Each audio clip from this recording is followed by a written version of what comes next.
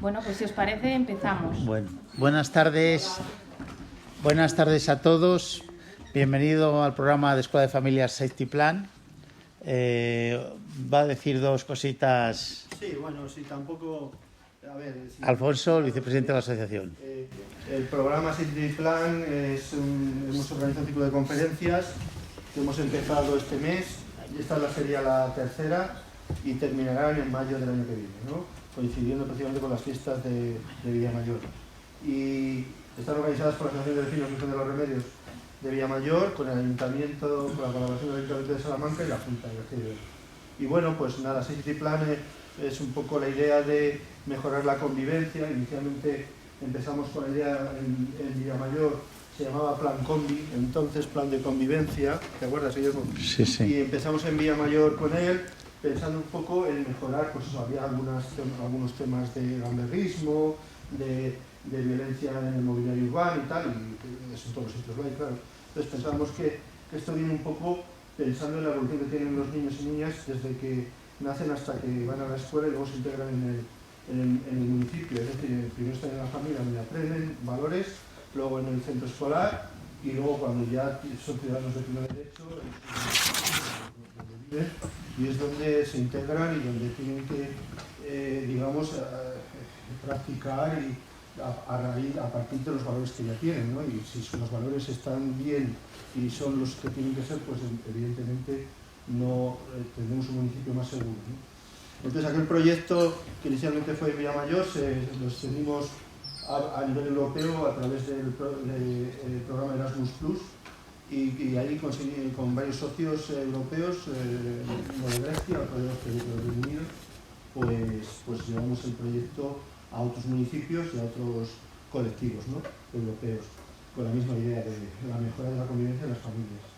Y finalizó ese proyecto en enero de 2023 con la implantación en Villamayor del Consejo Municipal de Convivencia Ciudadana, para precisamente eso, para hacer un seguimiento de la convivencia del municipio, de la seguridad, y bueno, pues ahí están las AMPAs, están los agentes sociales, los directores de los centros escolares, está el ayuntamiento, lógicamente, están asociaciones de vecinos y asociaciones de Villamayor y también la policía local, ¿no? Y bueno, ha habido varias reuniones, parece algo está un poco despegado, pero bueno, estamos siguiendo, ¿no?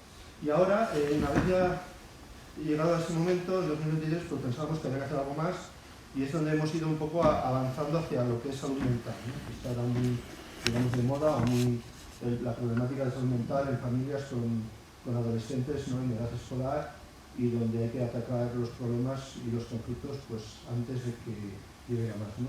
Y ese es el motivo de este ciclo de conferencias. Y bueno, pues aquí ya os dejo a Guillermo, que va a presentar a la ponente, a Laura, y bueno, pues nada, ya a ver si seguro que aprendemos algo. Bueno, buenas tardes a todos, buenas tardes a los que estáis aquí, a los que nos vais a ver en streaming dentro de 2 días. Deciros que no nos veáis por televisión, que vengáis aquí, no nos veáis por las redes, venir aquí, que es donde se vive, donde realmente el directo todavía, por mucho que han subido las tecnologías, no son capaces de igualar. Como bien ha dicho Alfonso, hemos empezado primero con 2 temas importantes, que son las familias, los límites, los padres y los hijos, y ahora nos vamos a centrar en un núcleo entre hoy jueves y el día 2 lunes de la alimentación, de la vida saludable y de los trastornos de la alimentación, que son muchos los que nos encontramos en los centros escolares. Yo a Laura no la conocía, conozco a SASE, conozco que es un sindicato igual que SAMPE, pero de sanidad en vez de educación, pero a mí me emocionó su charla cuando vi todos los trastornos, todo lo que vimos el día 2 de febrero, el día 8 de febrero en el Salón de Actos de Caja Rural de Salamanca. Por eso dije, tiene que venir a hablar de las familias de Villamayor, de todos estos trastornos de conducta alimentaria, cómo los vamos a identificar y cómo los vamos a prevenir en el aula. Laura Hernández, muchas gracias por estar aquí. A vosotros. Es enfermera especialista en salud mental y es una de las abanderadas, que son muchas, de que la enfermera tiene que estar en los centros escolares. La enfermera escolar es muy necesaria en todos los centros escolares de Salamanca porque habría una prevención, se detectarían todos los problemas que tienen los chicos a una edad muy joven y entonces incluso infantil, 0 a 3 años que está ahora implantado gratuitamente. Y conseguiríamos no gastar dinero, sino ahorrar mucho a la sanidad de Castilla y León de España. Os dejo con Laura Hernández González. No queremos quitarle porque ella es la protagonista de esta tarde. No. Gracias. A vosotros. Bueno, gracias por contar conmigo para este proyecto. Estamos en familia, con lo cual quiero que nos sintamos en familia, ¿vale? A mí ahora os presentaré un poco pues dónde trabajo, cuáles son mis estudios, que ya ha contado Guillermo también, pero me gusta que preguntéis, ¿vale? Más todavía cuando somos un foro muy pequeño. Entonces, yo sé que esto a veces es un poco desconocido, entonces a mí me interesa que preguntéis si os surge cualquier duda o si hay algo que no entendéis o hay un palabra que no acabo de saber qué significa, ¿no? Entonces es el objetivo, ¿vale? Que participemos. Yo os voy a contar el rollo, pero quiero que haya un feedback, ¿vale? Entonces, bueno, pues yo soy enfermera especialista en salud mental.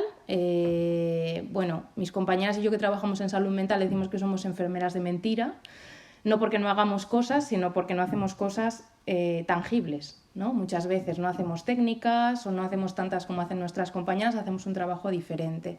Y yo dentro de la salud mental, que es un mundo diferente, trabajo en un submundo todavía más específico que son los trastornos de la conducta alimentaria, que a mí me apasionan, pero ni siquiera dentro del mundo de la salud mental le gustan a todo el mundo. Con lo cual, una de mis funciones hoy es acercaros esta problemática y que entendáis la profundidad de la problemática, porque este ciclo, como decía Guillermo, tiene mucho que ver con la alimentación, pero veremos que los trastornos de la conducta alimentaria tienen que ver con lo alimentario, pero con otras muchas problemáticas. Así que, si os parece, empezamos. Esto es lo que os iba a contar hoy. En primer lugar, ¿qué es un trastorno de la conducta alimentaria? Características generales de los trastornos de la conducta alimentaria, ese es el acrónimo TCA. Los datos de los trastornos, ¿vale? ¿Qué ha pasado después del COVID? Me imagino que la mayoría os sonará, al menos, que la salud mental infanto-juvenil, sobre todo después de la pandemia, ha tenido un auge brutal. Bueno, pues no quiero extenderme, pero entender el por qué o cómo ha afectado a nuestra problemática. Si los trastornos de la conducta alimentaria son una enfermedad nueva o no lo son. A veces tenemos la sensación de que son una moda o que ahora con las redes sociales es como un boom, ¿no? Y que esto no estaba antes. Bueno, pues veremos si verdaderamente es así o ya los conocemos desde hace tiempo. ¿Cuál puede ser ese origen? ¿Vale? Hablaremos de hipótesis, cuáles son una clasificación breve. No vamos a hacer un tratado aquí de TCA, pero bueno, cuáles son los tipos que nos pueden sonar también. Y sobre todo me interesa mucho el punto de signos y síntomas de alarma. Esta ponencia, como veis, está orientada a las aulas, pero bueno, es por ponerle un título, porque realmente los signos y síntomas de alarma yo los puedo ver en un aula, los puedo ver en mi casa, los puedo ver trabajando, ¿vale? Muchas veces los trastornos de la conducta alimentaria pasan desapercibidos, luego veremos por qué, y me interesa que, bueno, que nos llame la atención aquellas cosas en adolescentes y niños, ¿no? Cada vez más niños, que puede esconder un trastorno de la conducta alimentaria. Por último, ¿qué me protege? Que está ahí, que me ayuda a salir de un trastorno, y si mi alumno, mi chico, mi niño, mi vecino creo que puede padecer un trastorno, ¿qué hago? ¿No? Porque eso es una inquietud de las familias e incluso de los profesionales. Vale, sí, tengo claro que algo está pasando, pero entonces ¿qué hago? ¿Qué hago? ¿Le llevo al médico? ¿A qué médico le llevo? ¿No? Os explicaré un poco cuál es ese método de entrada en la unidad, que a veces, aunque sea una unidad que no es tan nueva, pues es un poco desconocida. Vale, entonces, ¿qué es un trastorno de la conducta alimentaria, un TCA? Pues son un grupo de trastornos mentales que generalmente, como veremos, afectan a población infanto-juvenil y que tienen como característica principal una conducta alterada entre la ingesta. Con conducta alterada, como veis, yo no digo si por exceso o por defecto, conducta alterada. Luego veremos que puede haber diferentes subtipos y pueden aparecer o no comportamientos de control del peso. ¿Qué es eso? Pues lo que nos suena, ¿no? Los vómitos, el ejercicio físico extenuante, ¿vale? Todo aquello que yo hago para controlar el peso que, bueno, que normalmente tengo una intención de irlo bajando, ¿no? Toda esta problemática no solo afecta a nivel físico, que es lo que siempre se nos ocurre, sino que afecta en todas las áreas de la persona. Y eso es una de las características que yo quiero que nos llevemos de aquí, ¿no? Esto no tiene que ver solo con lo físico, tiene que ver con lo social, con lo emocional, con lo relacional, con lo familiar, ¿vale? En el proceso terapéutico de curación, tengo por ahí una compañera que ha estado conmigo trabajando en verano, Raquel, y lo ha visto de primera mano. Nosotros cuando vamos tratando a los pacientes no solo vemos el peso que ganan, a veces no es ni lo más importante. Tenemos que ver que esa persona empieza a relacionarse mejor, que esa persona deja de aislarse tanto, que esa persona retoma sus intereses previos, ¿vale? Porque el trastorno afecta profundamente a todas las áreas de la persona. Vale, ¿hasta aquí bien? ¿Sí? Hemos hecho una introducción nada más. Vale, características generales de los trastornos alimentarios. Os pongo ahí conductas anormales para alimentarse, anormales, ¿no? Es decir, que se salen de lo que sería esperable para ese grupo de edad, para esas circunstancias, que se eligen de manera voluntaria, también con comillas, porque voluntaria mediado por la enfermedad. Nosotros intentamos a nivel terapéutico distinguir mucho a la persona y a la enfermedad, porque en el proceso de enfermedad la persona toma muchas decisiones que no las toma de manera voluntaria, las toma mediadas por la enfermedad. La enfermedad es la que me hace decidir comer o no comer, hacer ese ejercicio, ir a esta salida, no ir, ¿vale? Entonces, esa elección voluntaria es una elección voluntaria dentro del contexto de la enfermedad. El propósito generalmente es perder peso, y perder peso, pues podríamos decir hasta el infinito, ¿no? Las pacientes muchas veces, y voy a hablar mucho en femenino porque la mayoría son mujeres, tienen la idea de que van a bajar unos kilos, ¿no? Me sobran 5 kilos o quiero pesar 56 kilos. Pero cuando se van acercando a ese peso, ya tienen otro peso meta menor, ¿no? Entonces esa pérdida de peso nunca se ve satisfecha. Por mucho que yo me vaya acercando a ese peso, siempre deseo bajar más peso, ¿vale? Eso suele ser una característica muy habitual de la anorexia nerviosa. La insatisfacción corporal, es decir, como yo me veo en el espejo, suele ser total, no me gusta nada, me doy asco. Suele ser una frase habitual que nos dicen las pacientes, que me doy asco, me genera un rechazo total. Hay un temor irracional a la ganancia de peso, por eso le explicamos mucho a las familias, luego os explicaré que trabajamos mucho con las familias, que por mucho que yo le explique a mi niña que no debe bajar peso, o que ya ha bajado demasiado peso, o que no la veo bien, eso no va a hacer que esto cambie, ¿vale? Porque el temor a que recupere ese peso es irracional, es como un temor fóbico. Por mucho que yo le explique a una persona que tiene fobia a las arañas que esa araña no la va a matar, eso no va a hacer que deje de tener miedo a las arañas. Y esto pasa exactamente igual, ¿vale? Entonces es interesante para las familias porque no gastamos energía en intentar explicar que esto no es saludable para ti y que deberías cambiarlo, porque veremos más adelante que esto es una enfermedad, no es un comportamiento, con lo cual tenemos que tratarlo como tal, ¿vale? Hay generalmente, por no decir siempre, una baja autoestima, dificultades con la imagen corporal, como os decía, y dificultades de socialización. Esto es lo que os digo, esto se ve en el aula, se ve en casa, se ve con el grupo de amigas, ¿vale? No solamente se ve en un área de la persona, se ve en todas las áreas de la persona. Hay personas que ya de base tenían dificultades para relacionarse, hay otras personas que no tenían esas dificultades y que empiezan a aislarse, y te lo dice la familia. Es que ahora pasa mucho tiempo en su habitación, no quiere estar con nosotros, hace las comidas sola, ¿vale? Eso es algo que normalmente te indica que el trastorno ya viene instaurado desde hace tiempo. Vale, entonces os pregunto, ¿creéis que el trastorno alimentario se relaciona siempre con un bajo peso? ¿Todas las personas que padecen un trastorno alimentario tienen un bajo peso? Por ahí me dicen, no. No, por aquí tampoco. ¿Por allí? No, eso es. Este público ya viene instruido, ¿eh? No se relaciona con un bajo peso, ¿vale? Siempre. Es verdad que es habitual, sobre todo en la anorexia nerviosa, pero no todas las personas que tienen un trastorno alimentario tienen un bajo peso.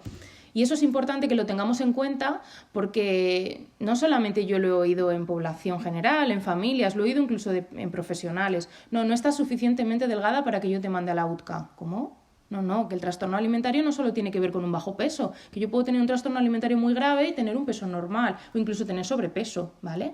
De hecho, en personas que tienen un peso que consideraríamos normal o incluso elevado, es más difícil identificar el trastorno porque es como que no nos da de ojo, ¿no? Esperamos que haya otros problemas y no pensamos en el TCA. Pero efectivamente no, puede afectar a personas con cualquier peso y afecta normalmente, como os digo, a todas las áreas de la persona. ¿Vale? ¿Y pensáis que estos trastornos tienen prevalencia, que son importantes, que hay muchas personas que lo padecen? ¿Qué pensáis? Más o menos, ¿no? ¿Puede ser silencioso? ¿El qué?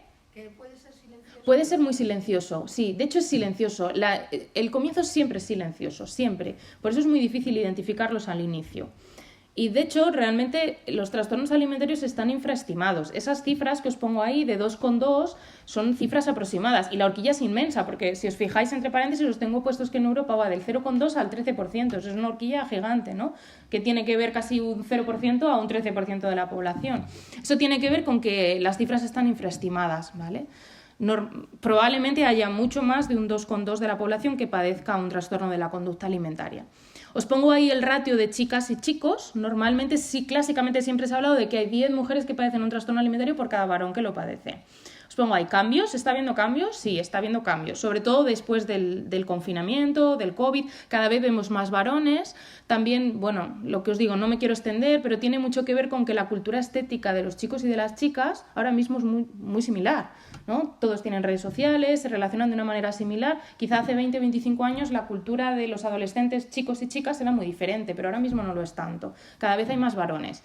Y realmente en la unidad, esto no lo hemos dicho aquí, esto no sale de aquí, pero cuando tenemos un varón, hola Nieves, cuando tenemos un chico, Nieves es la secretaria de la unidad, que va a pasar ahí de desapercibida, pero es la secretaria de la UTCA. Bienvenida.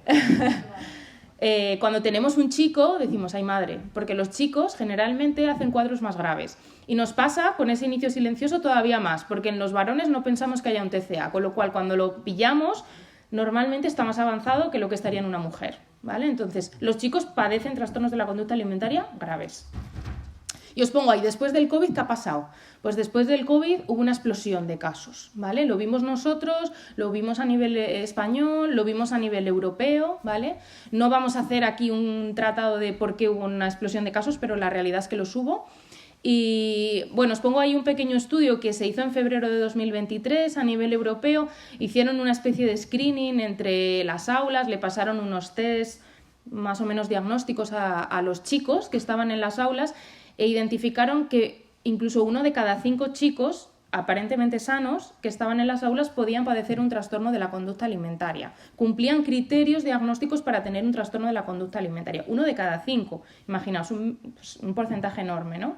Eso quiere decir que incluso más de estos chicos tenían síntomas que no llegaban a ser un trastorno como tal. Entonces, imaginaos la dimensión de la problemática. Después del COVID hemos visto muchos más casos, hemos visto casos mucho más graves y pacientes mucho más jóvenes.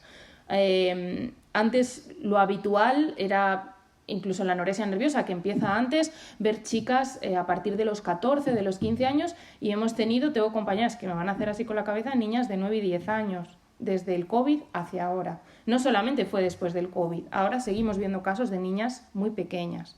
Entonces, eso es algo que tenemos que tener en cuenta. No solamente afecta esta enfermedad a la adolescencia, sino que afecta desde la niñez. Vale, dudas, aportaciones. Nada, vale, sí, sigo. Si no me paráis, sigo. Vale, entonces, a veces, bueno, yo escucho y creo que es quizá una creencia que tenemos que esto son chorradas de la adolescencia, ¿no? O son etapas, o esto son cosas que se pasan, que tiene la tonterías con la comida, que ya dejará de hacer el tonto, ¿no? Y que además esto ahora viene mucho potenciado porque ahora hay muchos filtros en Instagram y están todo el día en TikTok. Bueno, las redes sociales tienen una influencia importante. Podríamos hablar de por qué, tiene mucho que ver con que yo soy capaz de compararme también con mucha más gente de mi grupo de edad, mucho más que cuando yo quizá era niña o adolescente en que no tenía Instagram o no tenía TikTok, pero los trastornos de la conducta alimentaria llevan existiendo desde siempre. Lo que no lleva existiendo desde siempre es la visión con la que la valoramos en la actualidad. Os pongo ahí incluso referencias de la Edad Media, ¿vale? No me voy a parar, pero bueno, hablábamos incluso de la Edad Media, actualmente lo vemos desde otros ojos, en que se hablaba de la santa anorexia, del ayuno ascético, se valoraba que se estaba más cerca de esa espiritualidad, más cerca de Dios, cuanto menos atención le prestaba al cuerpo, cuanto mayor era ese ayuno. Probablemente estas santas que vemos ahora, alguna quizá cumpliría criterios para una anorexia nerviosa, pero la visión cultural que han tenido los trastornos ha ido cambiando a lo largo del tiempo. Os pongo ahí también referencias del siglo XVI, XVII, imaginaos hasta dónde me estoy remontando. Hay autores que ya hablaban de la anorexia nerviosa, había autores que hablaban de que era una patología mental, que el cuerpo no estaba enfermo, que era la cabeza la que no me dejaba comer, cosas que ahora pues casi damos por hecho, ¿no?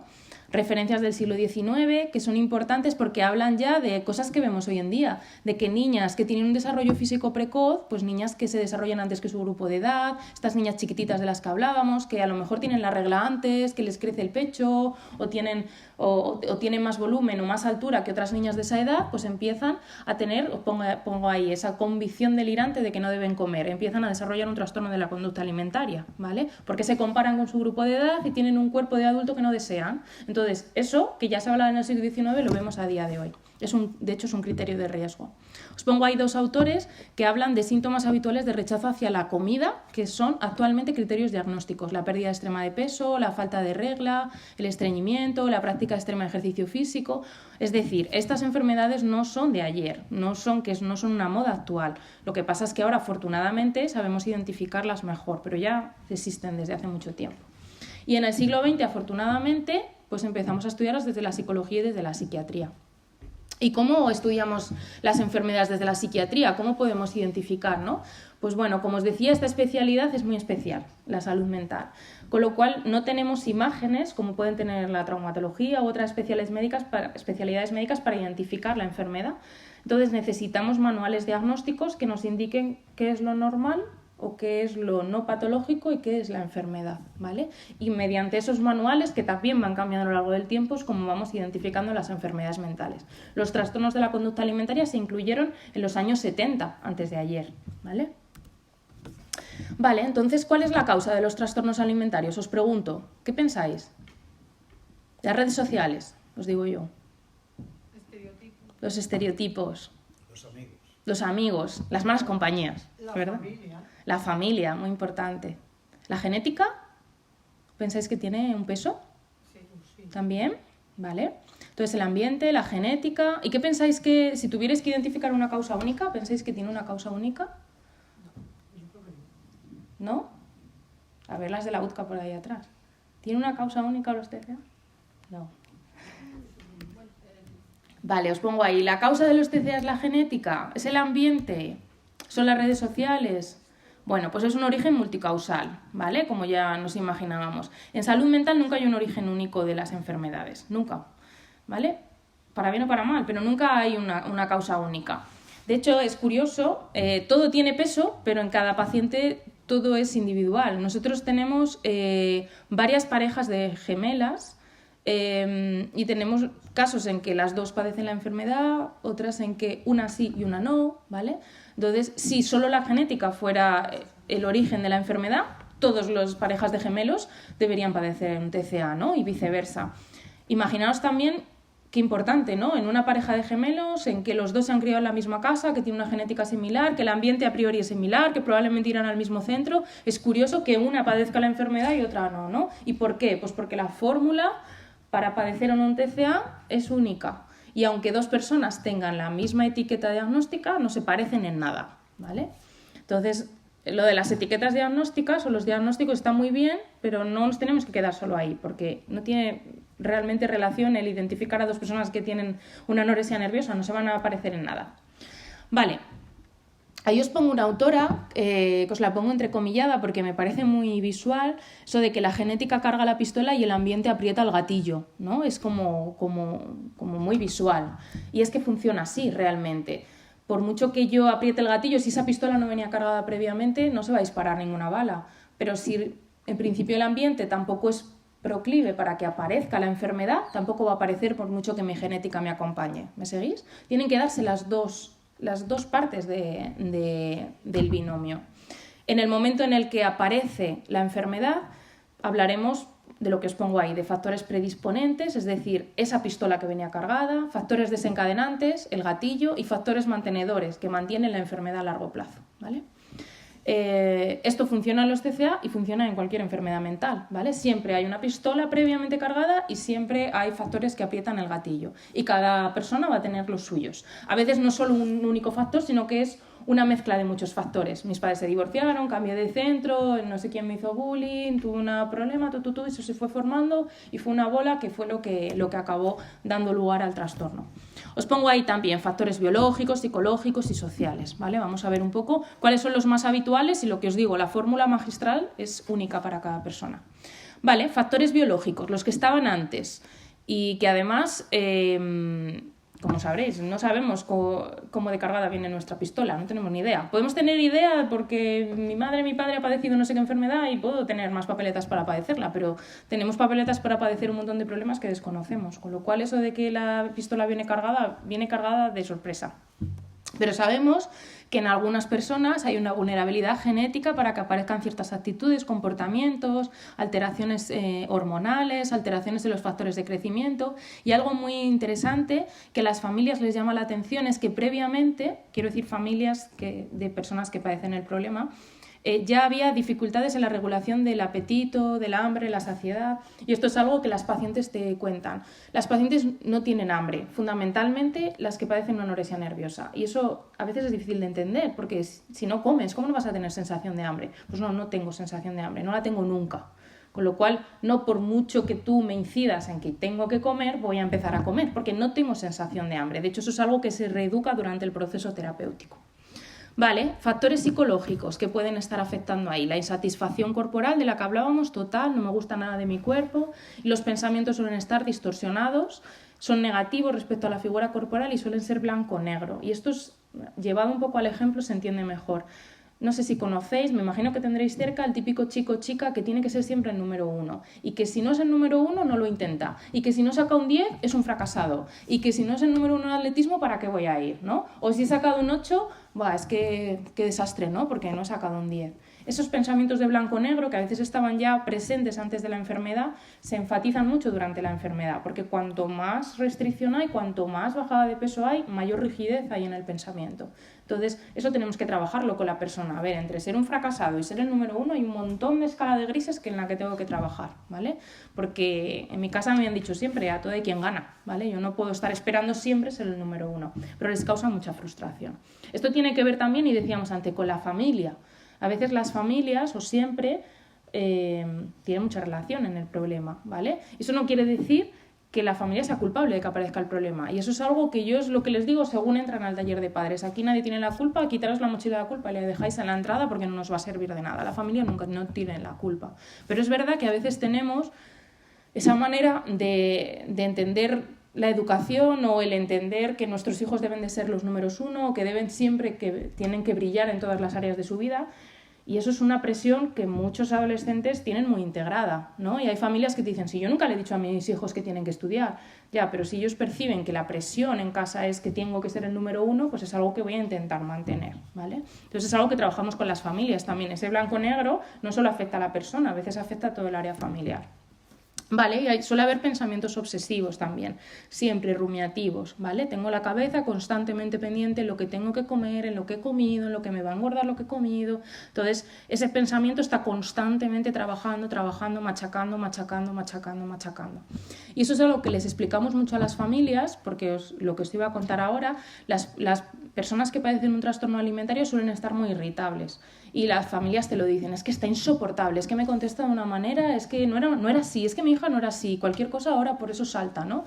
Y intentando explicar un poco con qué gafas ve la persona que padece el trastorno, a mí me parece fácil de entender, ¿no? Imaginaros que mi pensamiento está constantemente machacándome con una serie de ideas. Evidentemente, en el momento en el que algo que me estás diciendo acaba de llenar ese vaso que ya de por sí está lleno, salto, ¿no? Pero no es que salte de la nada, sino que yo ya vengo con una angustia y con una ansiedad que voy manejando a lo largo del día o intentando manejar. Entonces, esas alteraciones emocionales, os pongo ahí subrayado lo que, considero que quizá desde el aula es más fácil de ver para aquellos que trabajáis en lo docente, pero realmente todo se puede ver desde el aula y desde luego todo se puede ver en casa.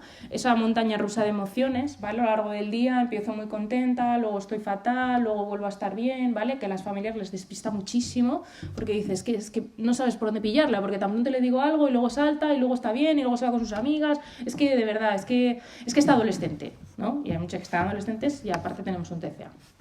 Vale, esa susceptibilidad que os he dicho, la irritabilidad, la ansiedad, la disforia, ¿vale? Esas discusiones, el llanto, las familias te lo cuentan así, es una batalla campal. Cuando se acerca la hora de la comida es terrible porque acabamos discutiendo, porque la hermana le dice que coma, porque yo le digo que coma, porque ella acaba llorando, porque se encierra en su habitación, ¿vale? Entonces, realmente para las familias es una carga emocional brutal y es un peso importante que tienen que llevar en el proceso terapéutico porque para ellos es muy difícil convivir con el trastorno. ¿Vale? Y alteraciones conductuales también, los rituales. Lo que os decía, cuanto más avanza el trastorno, cuanto más grave es, más rígida soy, mi pensamiento es más rígido, con lo cual mi conducta también lo es, ¿no? Hay pacientes pues, que les da seguridad comer siempre con los mismos cubiertos, desde luego comer en casa, comer con cierta compañía y con otra no me da ninguna seguridad, ¿vale? Entonces, si la comida no se hace de determinada manera, no voy a comer porque tengo sensación de que pierdo el control, ¿vale? Entonces, esos rituales suelen estar presentes. La hiperactividad, la inquietud también, ¿vale? Una hiperactividad que viene dada por el propio trastorno, ¿no? Que están inquietas, que incluso en la unidad tenemos que decirles que se relajen, que paren, porque no son conscientes de ese movimiento que están manteniendo, que tiene que ver con que ese cerebro está desnutrido, y hay otra inquietud y otra hiperactividad que tiene que ver con que yo hago ejercicio físico para poder compensar lo que estoy comiendo, ¿vale?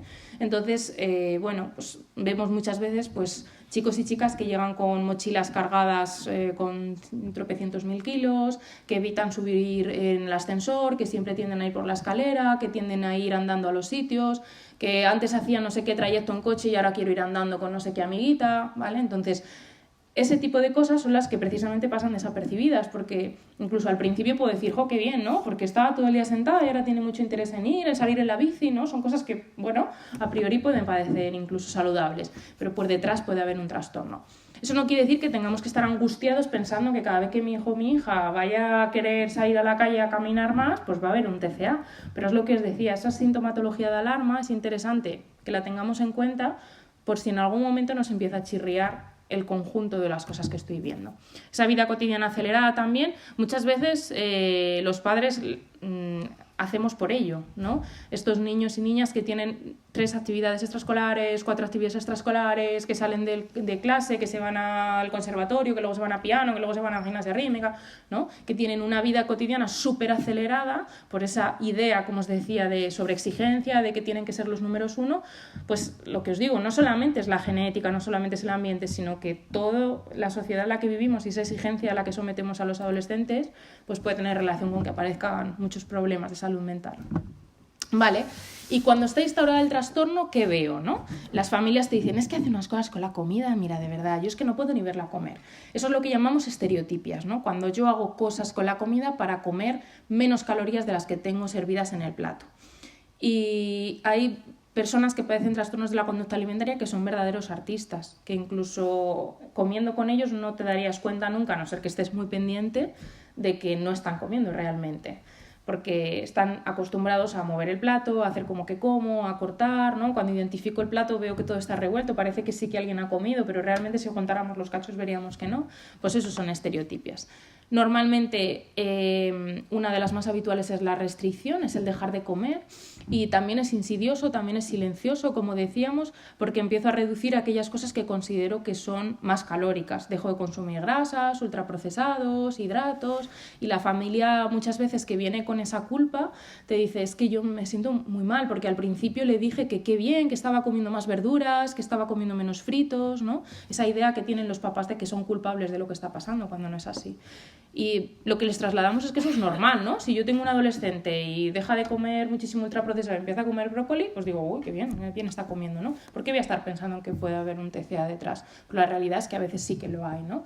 No es importante si yo no me he dado cuenta a tiempo, porque no podemos estar con las gafas de que a mi hijo le va a pasar absolutamente todas las enfermedades del mundo mundial. Pero realmente ese inicio pues es muy silencioso y eso es lo que pasa en casi todos los casos de trastorno alimentario. Normalmente también tiendo a saltarme comidas, tiendo a reducir las raciones, ¿vale? Hemos tenido personas pues, que comen una vez al día o que no comen nada o que incluso son incapaces de beber agua, ¿vale? Esto va de menos a más. Entonces, al principio empiezo a reducir raciones y de alguna manera el trastorno es un monstruo que nunca acaba de alimentarse, ¿no? Es como un poco ambivalente. Realmente la enfermedad se nutre de no comer y cuanto menos como, menos quiero comer. Y cuanto menos como, más dificultades tengo para comer. Y hemos tenido personas que llega un momento de estar tan bloqueadas que son incapaces de beber agua, ¿vale? Porque ya la sensación que me produce el agua dentro de mi cuerpo me supone tanto disconfort que no bebo. Entonces, imaginaos hasta dónde llega el trastorno. O sea, es un poco lo que yo quiero transmitiros, que esto no es una chorrada con la comida, que son trastornos graves, que puedo necesitar un ingreso hospitalario, que puedo necesitar que me pongan una sonda de alimentación, ¿vale? Porque soy incapaz de salir de esto sin ayuda. ¿Y qué pasa también? Pues que tengo, bueno, pues mucha tendencia a trocear, como os decía, a escoger ingredientes, y además aparece mucho interés por cocinar, porque lo que quizá yo no puedo comer me interesa que lo coman otros, ¿no? Es una manera un poco de compensar esa necesidad de estar pendiente de la comida. Y bueno, os pongo ahí otros factores conductuales, pues que me peso muchas veces. Tengo pacientes que se pesan 5, 6, 7 veces en un día, ¿vale? Que cuando les quitamos la báscula, porque es una de las cosas que se les dicen, chicas, tenéis que retirar la báscula porque obviamente forma parte del problema, pues estoy constantemente comprobando cuál es mi volumen corporal, cómo se me marcan las clavículas, cómo se me marca la cadera, que me busco en el espejo para comprobar esas cosas o evito mi reflejo en el espejo porque me causa muchísimo disconfort, mucho malestar, que cambio mi manera de vestir, que eso es algo que a veces en las aulas se ve también, ¿no? Una chica que vestía de una manera y de repente empieza a vestir con ropa ancha, que ha cambiado su manera de vestir, pues puede ser un indicador de riesgo, ¿vale? Porque estoy escondiendo mi cuerpo, porque me genera mucho malestar. Y puedo empezar a vomitar, y esa es una de las cosas que más nos preocupan, ¿vale? Personas que empiezan a vomitar como manera de compensar lo que están comiendo, porque eso sí que produce un deterioro físico muy rápidamente. Entonces a las familias se lo decimos, ojo con vomitar, ojo con identificar que mi niño o mi niña justo después de comer se levanta o va al baño, pasa mucho tiempo en el baño, o hay restos de vómito que no me cuadran, ¿vale? Porque a veces no solamente los vómitos están presentes desde el principio, sino que cuando empezamos quizá en el proceso terapéutico, empezamos a comer más, me agobio y vomito, ¿no? Entonces eso es un indicador de riesgo importante. Y también os decía al principio esos cambios en la socialización. Tiendo a aislarme. ¿Y por qué me aíslo? Pues muy fácil. Pues porque si realmente... ¿Qué plan tengo yo con 15 años? Quizá con mis amigas ir al burger o ir al cine y tomarme unas palomitas. Pues al final son planes que no voy a hacer, ¿no? Porque me angustia ir a comer ese tipo de cosas, con lo cual me voy aislando, cada vez voy exponiéndome menos. Vale, os pongo ahí 2 patrones de personalidad, no voy a hacer un inciso, no voy a hacer aquí un tratado de trastornos de personalidad, pero vemos como 2 grandes patrones, ¿no? En nuestras pacientes. Lo que he llamado un patrón A, que serían personas más introvertidas, más rígidas, perfeccionistas, que necesitan la aprobación de los demás, ¿vale? Este tipo de patrón de personalidad tiene más que ver con la anorexia nerviosa, ¿no? Esa chica muy exigente, que siempre tiene que ser la número 1, ¿vale? Que tiene mucho que ver también con una baja autoestima. Yo siempre pongo el mismo ejemplo, pero me parece muy gráfico, una paciente que tuvimos que cumplía perfectamente este patrón y que como necesitaba esa aprobación de terceros porque tenía esa autoestima tan bajita, tenía unos apuntes maravillosos que se curraba muchísimo y se los daba a los compañeros porque, bueno, pues así la aceptaban, ¿no? Entonces esas dificultades para poner límites, si te has currado estos apuntes son tuyos, son tu trabajo, no se los regales a los demás, ¿no? Pues pásaselo a tu amiga, pero a toda la clase esa necesidad de aprobación de terceros está casi siempre presente. Y hay un patrón B que casi es lo antagónico, ¿no? Cambios emocionales, mucha impulsividad, mucha inestabilidad vital. Aquí aparecen también muchas veces las autolesiones, que son el gran caballo de batalla, sobre todo después de la pandemia, es otra pandemia, las autolesiones en adolescentes, y tiene más que ver con la bulimia nerviosa, con esa impulsividad. Vale, ¿hasta aquí vamos bien? Vale, fenomenal. Bueno, ¿y qué tienen que ver los factores socioculturales? Hemos estado hablando un poco de redes sociales, ¿vale? Seguimos asociando la delgadez con el éxito, a pesar de que hablemos de los cuerpos normativos, de que no a la gordofobia, estas cosas. A veces son mensajes que se quedan un poco en el tintero y que realmente no acaban de calar en la sociedad como tal. Tenemos muy identificado que la delgadez se asocia con prestigio, con belleza, con elegancia, con buena forma física, y de hecho en todos los grandes eventos que podemos ver siempre hay un cuerpo normativo, realmente. Todas las actrices tienen un cuerpo similar, no vemos diferencias de cuerpos. Entonces, ojo, os pongo ahí con los mensajes en el aula, ojo con los mensajes en casa, porque hay familias que dicen, yo nunca le he dicho nada de que estaba gorda, ¿no? Ya, sí, seguro que sí, pero a veces tenemos la tendencia de en casa comentar, en casi todas las casas, los cuerpos ajenos, ¿no? ¿Cómo se ha puesto esta? Anda, que mira esta otra, porque fíjate, la que sale en la tele, ¿no? Cuando yo tengo ese tipo de comentarios en casa, no solamente necesito que me los digan a mí directamente, sino que yo también considero que los demás van a juzgarme de la misma manera que yo en casa juzgo a otros, ¿no? Entonces, cuidado con ese tipo de comentarios. La influencia de las redes sociales, pues ya la hemos hablado, ¿vale? Comparación masiva, empleo de filtros, es algo que tenemos que hablar con los adolescentes, ¿vale? El contenido que se sube a redes sociales generalmente no es un contenido virgen, podríamos decir, siempre hay filtros de por medio, siempre hay un montón de herramientas que tenemos para alterar la realidad y desde luego no voy a subir a redes sociales generalmente un vídeo mío llorando, ¿no? O pasándolo mal, sino que voy a subir un vídeo de fiesta en el que me veo especialmente mona, ¿no? Entonces eso no es la realidad de todo el día de esa persona. Os pongo ahí la visión en espejo, eso es algo que se vio sobre todo después del confinamiento, esa visión antinatural que tenemos cuando hacemos videollamadas, que realmente no tenemos esa visión natural que tenemos en una conversación. Yo ahora no veo mi cara cuando os estoy hablando, pero cuando hago una videollamada sí. Y no sé si a vosotros os pasa, pero cuando yo hago una videollamada estoy más pendiente de mí misma que del otro, ¿no? Es como que me estoy viendo a mí misma y diciendo, uy, el pelo así como lo tengo. Y eso no pasa en una conversación natural. Entonces, cuando nosotros decimos a los chavales, ya, es que están todo el día con el móvil y por eso aparecen los trastornos, ¿no? Bueno, sí, ¿no? Porque en la pandemia les pedíamos que estuvieran en clase 8 horas, ¿no? Entonces, si están en clase 8 horas sí, pero si están 8 horas en TikTok no, ¿no? A veces tenemos esos mensajes ambivalentes con los adolescentes que, bueno, en unos 7 años han pasado por muchas cosas muy complejas, ¿no? Entonces, a veces a mí me gusta acercarme un poco empáticamente a cómo puede ser un chaval que ahora tiene 18 años, que en los últimos 6 años ha vivido una pandemia, ha vivido guerras, ahora vive, ¿no? Entonces, un montón de situaciones que van calando en ellos. Vale, os pongo ahí también otros movimientos que tienen importancia, la ortorexia, el real fooding, no sé si lo conocéis. Bueno, es un movimiento, no me voy a parar mucho ahora, pero que tiene que ver con demonizar de alguna manera los alimentos ultraprocesados, incluso, bueno, está de manos de un nutricionista que habla de, incluso pone un símbolo, no sé si os sonará, sobre todo tuvo mucho éxito hace unos años en redes sociales. Entonces los ultraprocesados los simbolizaba con un demonio, los que eran alimentos menos procesados con un semáforo amarillo. Entonces ese tipo de mensajes tan gráficos tienen mucha potencia, ¿no? Porque me va a hacer sentir muy culpable el estar consumiendo un alimento que alguien me está diciendo que es demoníaco, que está prohibido, ¿no? Entonces todo ese tipo de contenidos son muy delicados y desde luego son muy delicados tratarlos en el aula, ¿vale? Porque estamos tratando con población vulnerable per se, porque son adolescentes. La pubertad y la adolescencia obviamente es una etapa de mucha vulnerabilidad porque es una etapa que necesita adaptación muy rápida, con lo cual si por lo que sea yo soy una persona más rígida o que ha tenido más problemas adaptativos o que tengo otros problemas en mi vida que me dificultan la adaptación, pues me vuelven una persona más vulnerable para que aparezcan problemas de salud mental. Y el entorno, como hemos dicho varias veces, tiene mucho que ver, la conflictividad, las críticas, la sobreprotección, ¿vale? Vale, ¿y qué puede pasar en un chico, una chica, un niño, una niña para que aparezca un TCA? Pues cualquier cosa, ¿vale? Porque en un adolescente también lo que para ellos puede ser un evento muy traumatizante, para un adulto quizás no lo es tanto, ¿vale? A veces tenemos esa visión un poco de, bueno, pues de minusvalorar lo que para un adolescente puede ser el romper con su grupo de amigos, el que mis padres se separen, el cambiar de centro, ¿vale? Esto es lo que aprieta el gatillo, lo que hace que se dispare esa bala.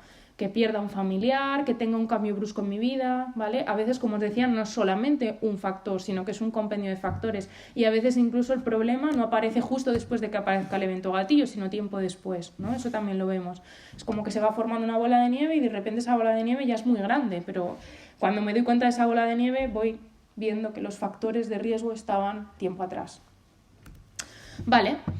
Y me imagino que os sonará la anorexia nerviosa, la bulimia nerviosa, ¿os suena? Como enfermedades. Os pongo ahí abajo el trastorno por atracón, que es el gran desconocido de los trastornos alimentarios, ¿vale? Y siendo el gran desconocido es el que más vemos en la unidad de trastornos de la conducta alimentaria. Las grandes diferencias entre la anorexia y la bulimia, pues bueno, tendrían que ver con que generalmente las personas que padecen anorexia tienen un bajo peso, con lo cual es de alguna manera más fácil identificar que esa persona está sufriendo la enfermedad, porque me llama la atención que ha bajado mucho peso, ¿no?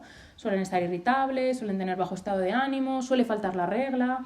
En la bulimia nerviosa a mayores aparecen los vómitos, con lo cual ahí habíamos hablado de que era un factor de riesgo importante y a veces, siendo una enfermedad muy grave, pasa desapercibida porque la persona tiene un peso normal o incluso tiene un peso superior a lo que sería esperable, ¿no?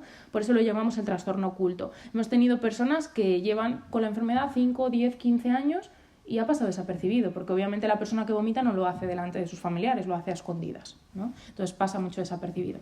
Y el trastorno por atracón sería similar a la bulimia, pero no tengo esa conducta purgativa, no vomito, con lo cual las personas suelen tener una obesidad muy importante.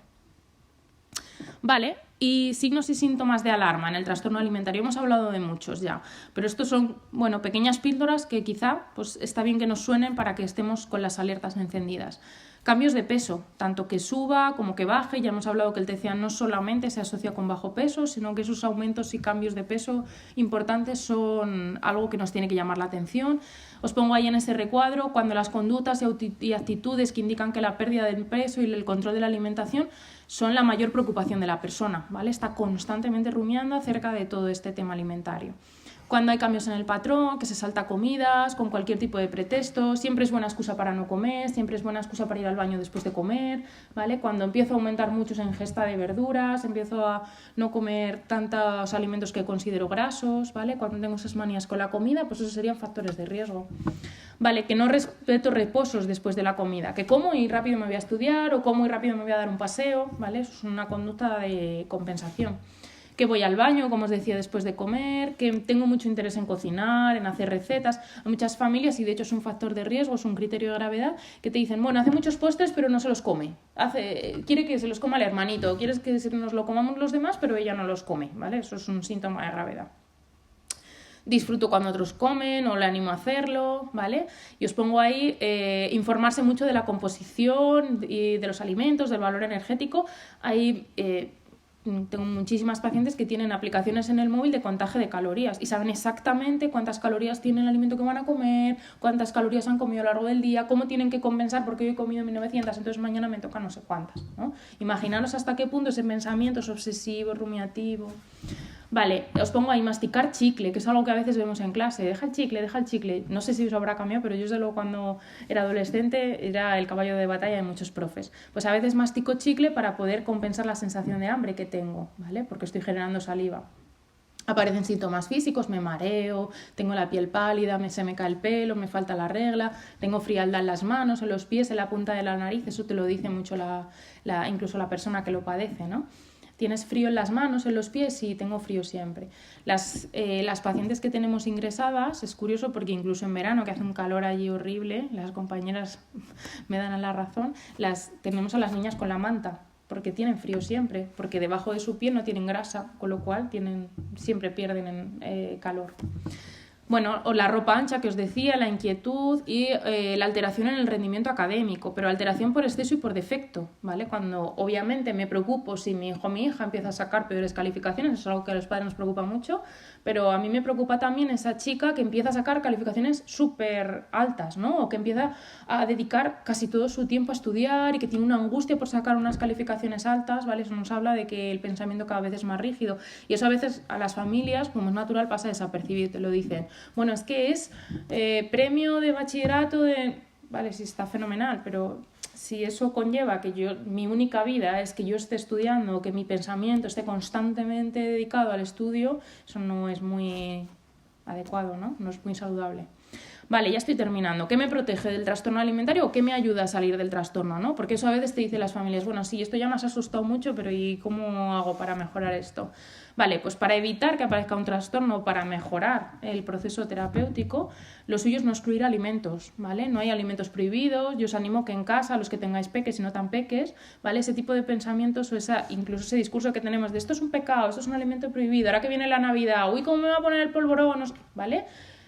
Los alimentos no engordan ni adelgazan, ¿vale? Realmente lo que tenemos que hacer es tomar los alimentos en su proporción. Culturalmente ahora vienen unas fechas de alimentos más calóricos que se consumen y que es normativo y que está bien, ¿vale? Y es saludable que yo pueda compartir una comida y comerme un polvorón y no sentirme culpable después. Eso está culturalmente aceptado y es bueno para mí. Vale, tengo que tener una dieta variada, tengo que hacer 5 comidas al día, ¿vale? Eso es muy importante, sobre todo en personas que padecen un trastorno alimentario, pero en toda la población. Si yo me salto comida, probablemente la siguiente comida a la que yo llego con mucha hambre y entonces pierdo el control. Y eso nos pasa a todos, ¿no? Me imagino que os habrá pasado. Como poco, llego a la cena y llego con un hambre voraz y empiezo a sacar el chorizo, ¿no? Al menos en mi casa pasa, no sé si pasa en la de los demás, ¿no? Y pierdo el control. Entonces eso, si yo voy haciendo comidas cada cierto tiempo, no llego a esa sensación de hambre tan extrema, ¿no? Tengo que hacer ejercicio físico, por supuesto, y en casa deberíamos potenciar la autoestima, la responsabilidad, ¿vale? Igual que no podemos o no deberíamos sobreexigirles, tampoco debemos sobreprotegerles, ¿vale? No debemos tener a los niños entre algodones. enseñar a valorar la salud, motivar el afán de logro y desde luego favorecer las relaciones interpersonales. Vale, y si creo que ya estoy acabando, si creo que mi hijo, mi hija, mi vecino, mi amigo, mi alumno padece un TCA, ¿qué hago? ¿No? Pues informo, no me lo callo, no me hago el longuis, no digo, esto ya los padres, ya esto es cosa de su casa, los niños se educan en casa, ¿no? Lo alimentario a mí no me toca. Pues yo os animo a que informéis, ¿vale? Que es mejor que yo informe y luego no pase nada, a que esto vaya pasando el tiempo y que luego tengamos un cuadro grave.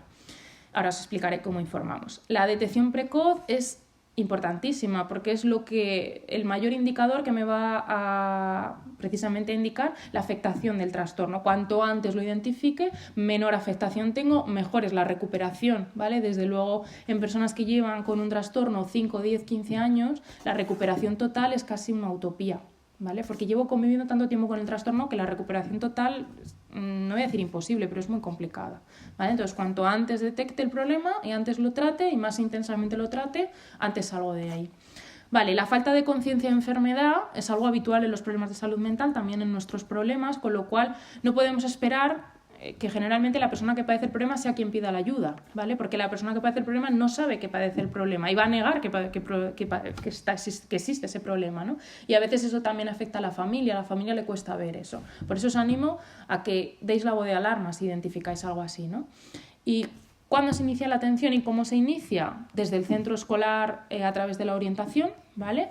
Y desde casa, tanto si soy docente como si no, atención primaria, ¿vale? Atención primaria nos deriva a los pacientes, tanto pediatría como su médico de primaria, si son mayores de 14 años, allí van a valorar y realmente la derivación es una llamada telefónica, no hay que hacer nada extraordinario, ¿vale? Nos derivan a los pacientes y nosotros los vemos.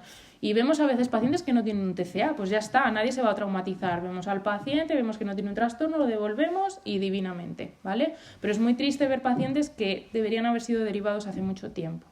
¿Vale? Y también lo puede derivar cualquier médico del hospital, desde neuro, desde cualquier otra especialidad, ¿vale? Entonces la derivación es muy sencilla. Y ya está. Pensé que tenía otra cosa, ya está.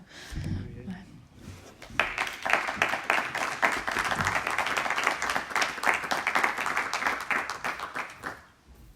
Si tenéis alguna pregunta, alguna cosa que no hayamos entendido.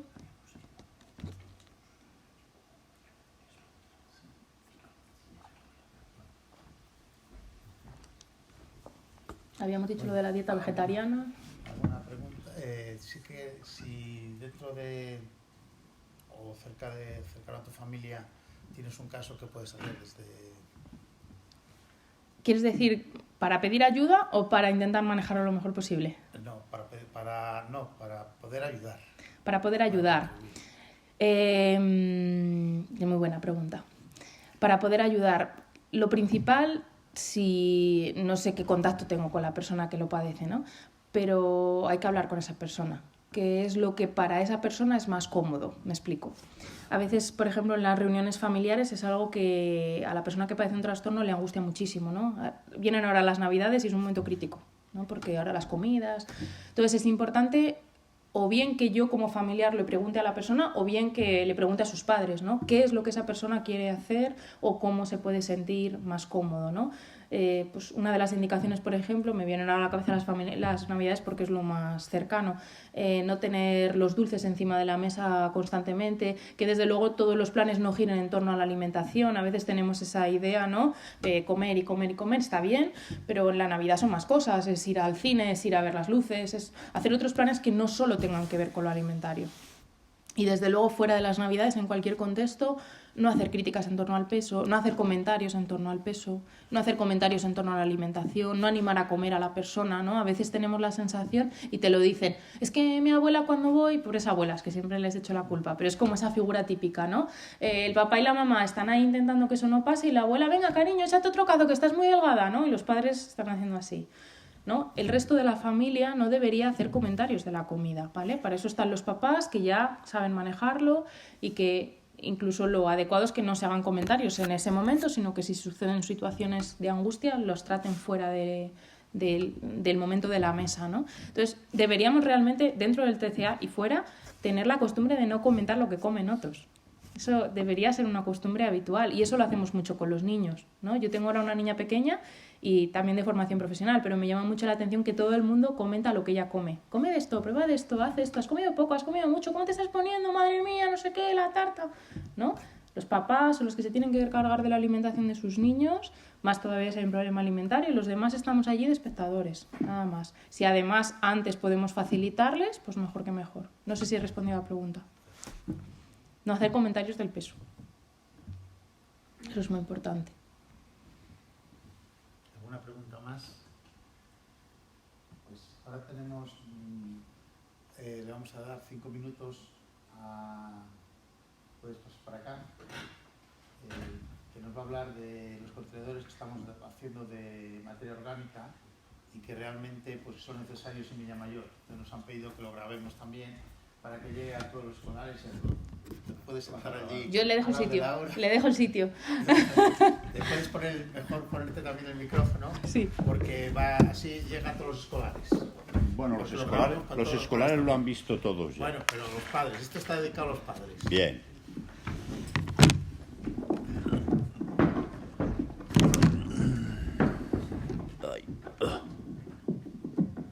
A ver, ahí. Sí. Bueno, perdón por la intromisión. Yo simplemente venía a contaros 5 minutillos. 5. Ahí. Perdón. 5 minutillos necesito. Me llamo Miguel, yo trabajo en un instituto de FP, pero estamos haciendo la promoción de la implantación del contenedor marrón dentro del municipio de Villamayor. Entonces, si tenéis hijos en el municipio, ya se lo hemos dado a todos, pero queríamos comentároslo. Se va a implantar en breve, o sea, este año, lo que queda de año, se va a implantar el contenedor marrón.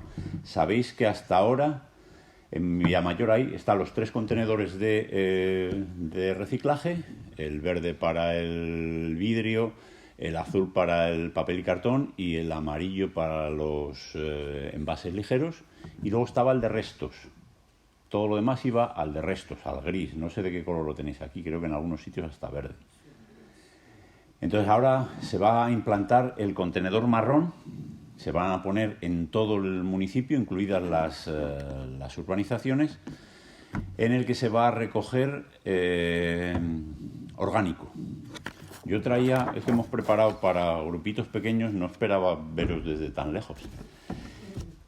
Lo que va al orgánico, a ese contenedor marrón que os van a poner, van restos de fruta y verduras, pieles, los corazones de las manzanas, ese tipo de cosas. Van huesos y restos de carne, cáscaras de huevo y cáscaras de frutos secos, bueno, frutos secos al completo, o sea, tanto las cáscaras como el fruto seco. Restos de café y de té, o sea, los pozos de café, y de las bolsitas de té van enteras. O sea, la bolsita con las grapas, con el hilito y con la banderola. Todo va al contenedor marrón. Papel de cocina y en las servilletas que están sucias de comida, que sabéis que eso no puede ir al contenedor el azul.